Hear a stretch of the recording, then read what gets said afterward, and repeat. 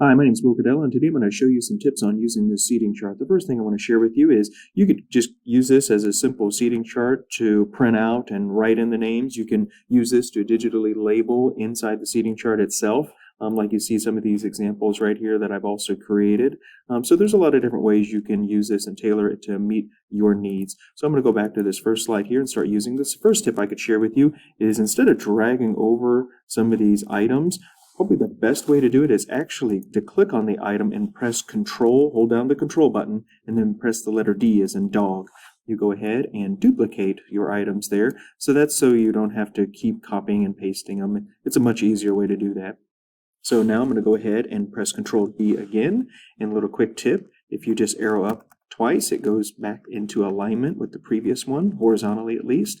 And now I can actually hold down the Shift button and click on this other one, then press Control D again, and it duplicates both of those. And that's like a quick little way you can duplicate multiple items at the same time. Now I'm actually going to show you another little trick here too. If I click and drag, it'll let me select multiple items at the same time. And again, I can press Control D, click these over here, just using my arrow button right now, and I can click and drag over all these, press Control D, and as you can see very quickly I have a classroom setup of desks. Now again, I could just print this out and write in the names, or you can go in and add student labels, or you can go ahead and double click on each desk and you can go ahead and type in some names there if you need to, or any other kind of text that you may need to do as well. So that's just a simple way to go ahead and add those different items to your seating chart. And if you want to get rid of multiple items, all you have to do is just click and drag over it again and just, of course, press delete. Now I'm going to grab one of these. I'll press Control D, one of these tables. And let's say I'm going to make this a little bit bigger for my purposes. You can always use these square nodes around the edge, those little blue square nodes, and you can resize it. Here's a quick tip. If you hold down the Shift button, it will keep the proportions. That is, it'll keep the shape of it, just make the size a little bit different. So that's holding down the Shift button. If you don't hold down the Shift button, it'll change the shape. And maybe you want to do that too. It's totally up to you. But I'm going to go ahead and hold down the Shift button, just make this a little bit larger.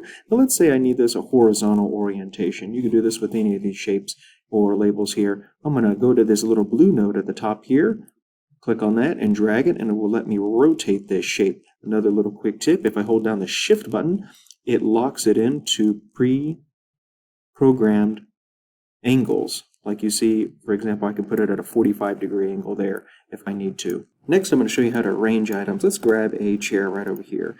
I'm going to go ahead and duplicate this chair, Control D, bring this over here, and now say I'm going to put it right next to this table, but unfortunately it looks like it's right on top of the table, so I need to arrange it. You can do this manually by going to Arrange. Of course, you have the item that you need to arrange clicked on it, and you can order that and send it backwards. You can even send it all the way to the back, and it does that. I'm going to go ahead and undo that, and I can also share with you a little quick tip. If I hold down the Control and Shift button and then press the arrow button, it actually does the same thing. If you also just hold down the Control button and just by itself and then arrow up or down, it'll let you change individual layers. So you can do that as well, but sometimes it's easier just to send it all the way to the back. And that's how you can arrange items. Sometimes I may use a label here. I'll go ahead and duplicate one of these labels, bring it over here, and sometimes it ends up at the bottom there. And so sometimes I just have to press Control Shift and I can use the up button and bring it all the way to the top. Next, what I'm going to show you is I'm going to go to one of my examples here, and if you do want to just use one of these examples, you can just click on the word example here and press delete, and you can start rearranging this if you want to as well.